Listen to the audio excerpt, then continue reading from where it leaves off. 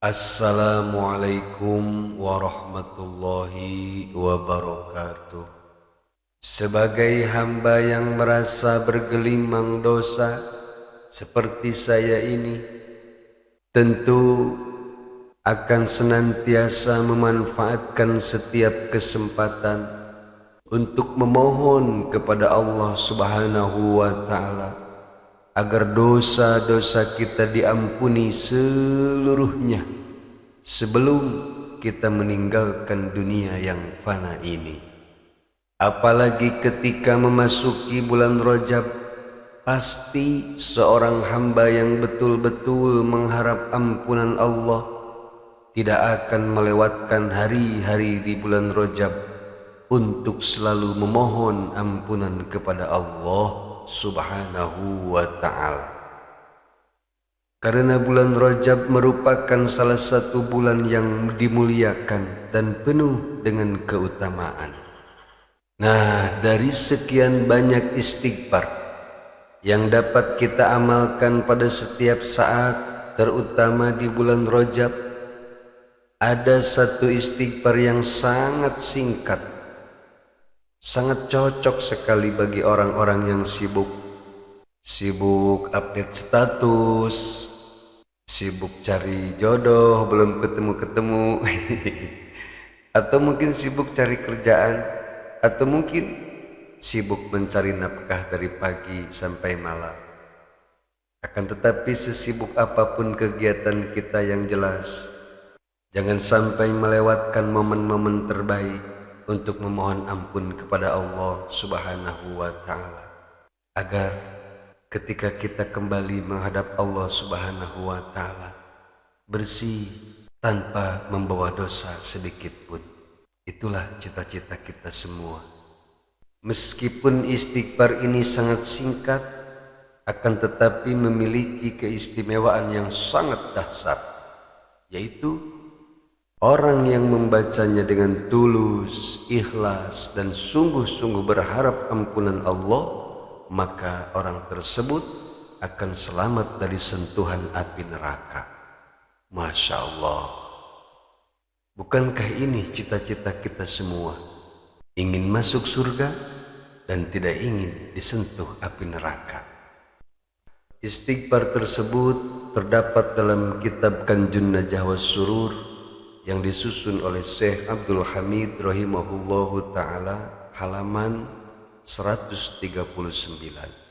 Barang siapa yang memohon ampun kepada Allah di bulan Rajab pada waktu pagi dan sore hari, membaca istighfarnya sambil mengangkat kedua tangan, lalu mengucapkan Rabbighfirli warhamni wa tub alayya sebanyak 70 kali, lam tamassan naru lahu jildan, maka orang yang membaca istighfar tersebut dengan niat ikhlas, tulus, dan mengharap ampunan Allah, maka api neraka tidak akan menyentuh kulit orang tersebut.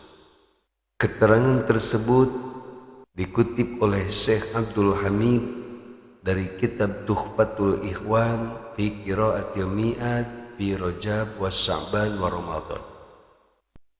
Waduh, kalau memang baca istighfar ini aja udah haram disentuh api neraka, terus kita ngapain lagi sholat, sedekah, haji, dan lain-lainnya?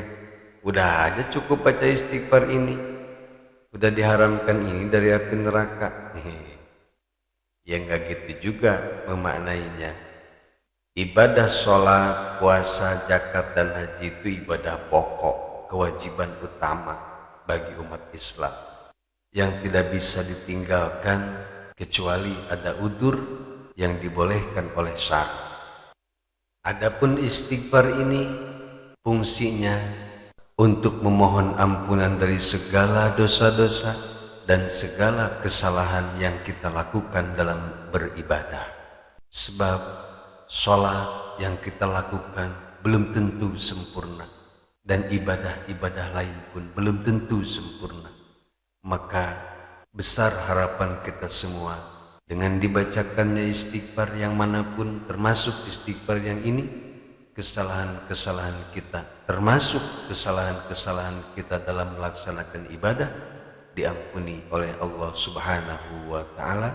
Jadi tetap meskipun membaca istighfar, sholat 5 waktu, puasa, zakat, dan ibadah-ibadah pokok yang lainnya wajib dilaksanakan. Para mustami'in hadani Allah wa iyyakum ajma'in.